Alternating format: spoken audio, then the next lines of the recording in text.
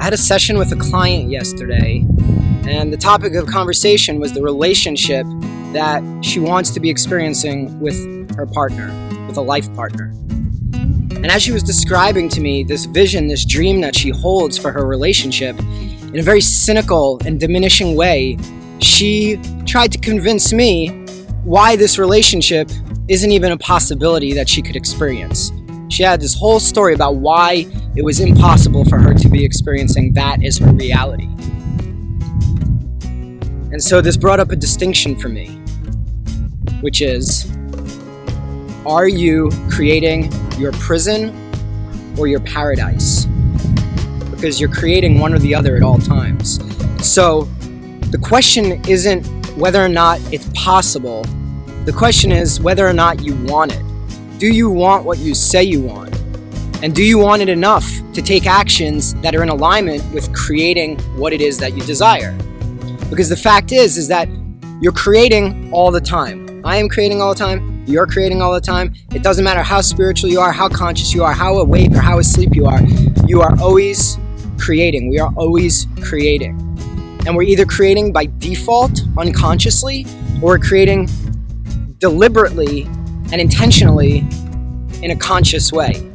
So it's not whether or not we can create or not. The question is, do we want to create by default, unconsciously, our own prison, or do we want to consciously, deliberately, and intentionally create a paradise for ourselves, the paradise of our dreams?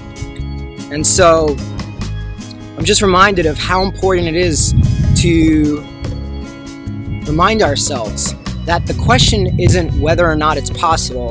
The question is whether or not we actually want what we say we want. And that's where assessing what we want becomes important. It becomes critical, because at a certain point we're either in or we're out. We're either in for our dreams or we're out of our dreams. We're either in for the prison that we have created for ourselves and will continue to create by default, or not. There's no right or wrong. There's no this is better than this. There's no judgment. There's no comparison. The question simply is, what do you want? And knowing what you want and making a choice to have it, you will then create it. There is nothing that can't be created. And there's nothing that you or I cannot create. We're powerful spiritual beings, and we have the entire power of the cosmos at our fingertips.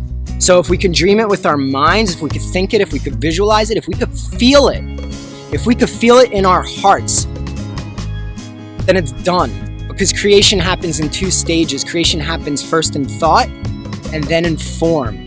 Every single object around you was once a thought, and that thought was created into form. And so the thought of that loving, joyous, connected, intimate partnership is the creation of it. Now it's a matter of coming into alignment with it and taking those actions and allowing it to unfold into your experience. So, yeah, it's simple. Do you want what you say you want? And if you don't know what you want, then sit down and ask yourself what you want, or send me a message and let's talk about it.